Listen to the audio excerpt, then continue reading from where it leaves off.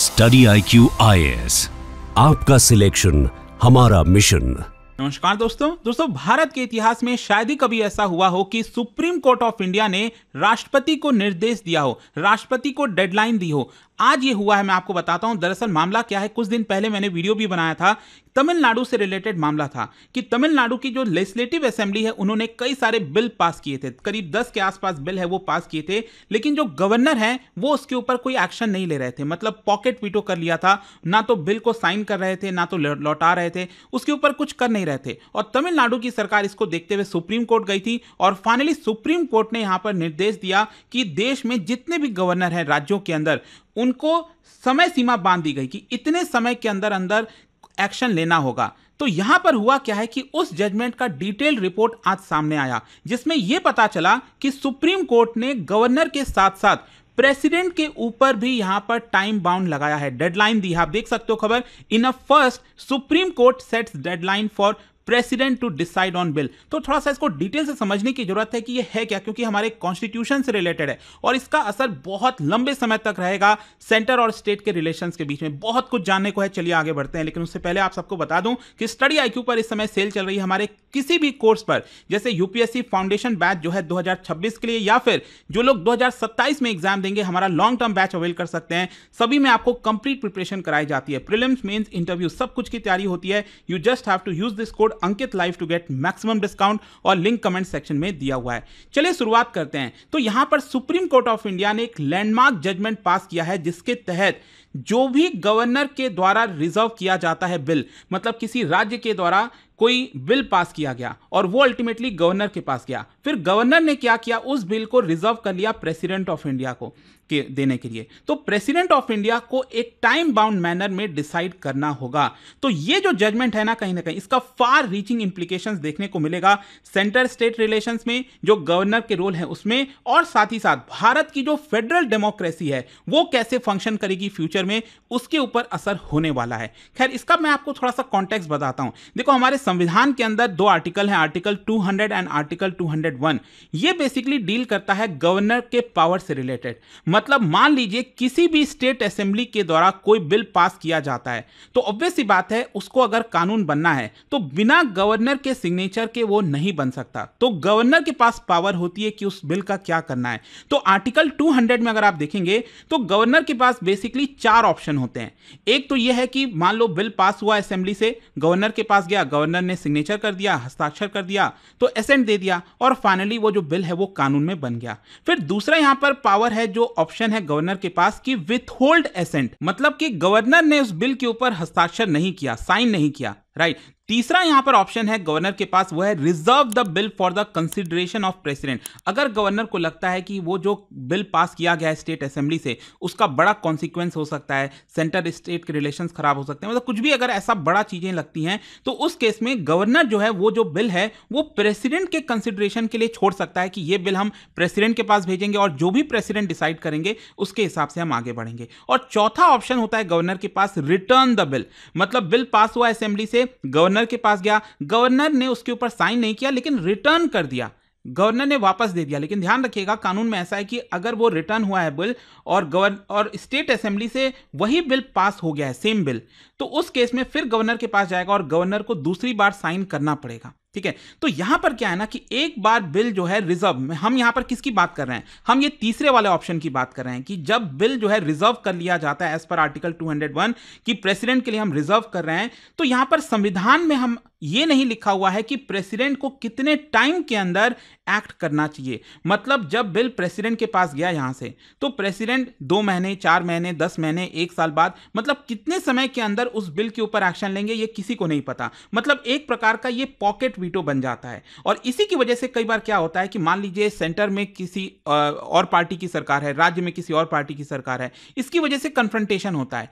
तो यहां पर कई बार जो प्रेसिडेंट है वो बिल हमेशा के लिए रख लेते हैं और जो स्टेट लेजिस्लेचर है वो कुछ भी नहीं कर पाता। तो इसकी वजह से ये सारी प्रॉब्लम्स आ रही थी। तो अब क्वेश्चन ये है कि सुप्रीम कोर्ट ने यहां पर क्या रूलिंग दिया। अच्छा, यहां पर जैसा कि मैं आपको बता रहा था, ये केस मामला एक्चुअली तमिलनाडु के से रिलेटेड है। तमिलनाडु की गवर्नमेंट ने पिटीशन डाला था सुप्रीम कोर्ट के अंदर और यह कहा था कि हमने इतने सारे बिल पास किए, 10 के आसपास बिल पास किए और गवर्नर ने कोई एक्शन उसके ऊपर नहीं लिया है।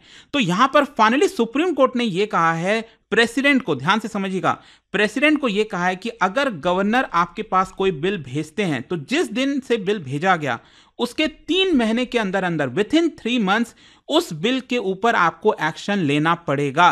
अब एक्शन क्या हो सकते हैं? 3 तरह के एक्शन हो सकते हैं।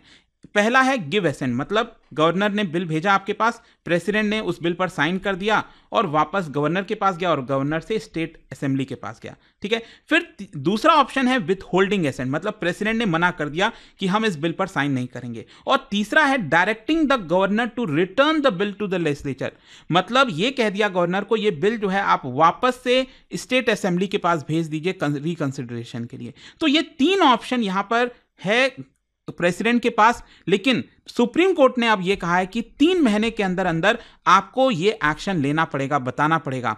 और देखिए, सुप्रीम कोर्ट ने साथ ही साथ गवर्नर को भी कहा है कि आप बिल को बस यूं ही अपने पास नहीं रख सकते, ये इलीगल कहलाएगा, आपको जल्द से जल्द ये भेजना होगा। और मैं आपको बता दूं, पिछला जो मैंने वीडियो बनाया था एक, जिसमें गवर्नर के ऊपर भी टाइमलाइन दी गई है, मतलब आज तो हम प्रेसिडेंट की बात कर रहे हैं ना कि प्रेसिडेंट के पास 3 महीने हैं, सेम उसी प्रकार से जब भी कोई बिल यहां पर स्टेट असेंबली से गवर्नर के पास जाता है तो आप देख सकते हो गवर्नर को विद इन 1 मंथ या तो उस बिल को एसेंट देना होगा, आपका हस्ताक्षर करना होगा, या फिर प्रेसिडेंट को रिजर्व करना होगा 1 महीने के अंदर अंदर। लेकिन अगर गवर्नर उस बिल को रिटर्न कर देते हैं तो 3 महीने के अंदर अंदर रिटर्न करना होगा। और मान लीजिए अगर वही बिल वापस से गवर्नर के पास आ जाता है, स्टेट असेंबली से पास होके, तो 1 महीने के अंदर अंदर गवर्नर को वो पास करना ही पड़ेगा, गवर्नर के पास कोई और ऑप्शन नहीं है। तो ये चीज है। अच्छा, यहां पर कई लोगों का ये सवाल आएगा कि मान लीजिए सुप्रीम कोर्ट का जजमेंट आ गया, लेकिन फिर भी प्रेसिडेंट वो बिल अपने पास ही रख लेते हैं, तो उस समय क्या?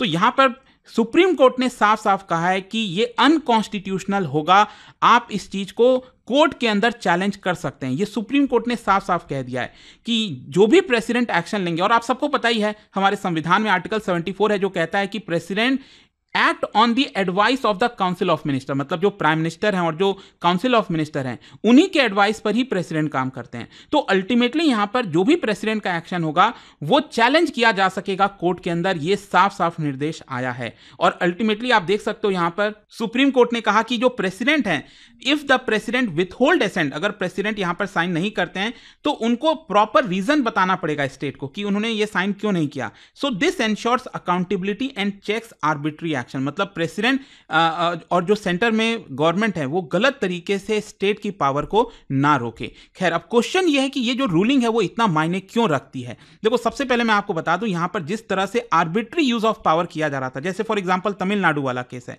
तमिलनाडु के केस में स्टेट की असेंबली ने इतने सारे बिल पास किए, गवर्नर ने साइन नहीं किया, प्रेसिडेंट के पास जो भेजा गया था उसके ऊपर भी एक्शन नहीं लिया गया। तो कहीं ना कहीं यहां पर इसकी वजह से जो डिसीजन मेकिंग प्रोसेस है स्टेट के पास वो कमजोर हो जाती है। तो उसके लिए ये कहीं ना कहीं एक बहुत बड़ा डिसीजन है। दूसरा है कि ये बोला जा रहा है कि फेडरलिज्म को बहुत ज्यादा ताकत मिलेगी, मतलब कई सारे केसेस में जैसा मैंने आपको बताया कि ऑपोजिशन रूल जो स्टेट्स हैं, केरला, तमिलनाडु, वेस्ट बंगाल, तो वहां पर जो सेंटर है कई बार इस समय क्या करती है कि उनके पावर को डिरेल करती है, तो ये ऐसा ना कर सके। और कहीं ना कहीं ये जो जजमेंट है वो कोऑपरेटिव फेडरलिज्म को अपहोल्ड करता है और जो ऑटोनॉमी है स्टेट्स की उसको मजबूत करता है, ये मायने रखता है। और तीसरा यहां पर यह है कि आगे फ्यूचर में कोई भी डिस्प्यूट होगा तो वो ये वाला जो जजमेंट आया है वो उसको सॉल्व कर पाएगा, मतलब कहीं ना कहीं judicially enforceable framework, time bound manner में एक्शन लिया जाए, ये अब सुप्रीम कोर्ट ने साफ साफ कर दिया है। अच्छा, मैं आपको यहां पर एक और इंटरेस्टिंग चीज बता दूं, क्या हुआ था अभी जस्ट कुछ दिन पहले ही जब सुप्रीम कोर्ट का ये जजमेंट आया था ना कि जो तमिलनाडु के गवर्नर हैं